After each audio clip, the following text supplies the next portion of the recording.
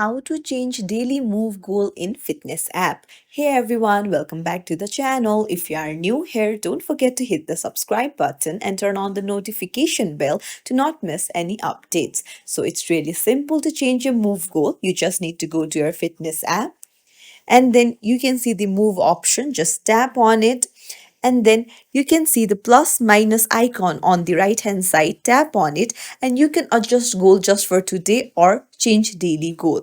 So if you want to adjust for today, just tap on it and you can see the plus minus icon, so you can just move it around according to your wish and then tap on change move goal for today. So similarly, you can go back again and tap on change daily goal and you can set a goal for every day. You can even schedule it. So there you go. It's as simple as that. If you found this tutorial helpful, don't forget to like and subscribe to our channel for more tips and tricks. Thank you for watching.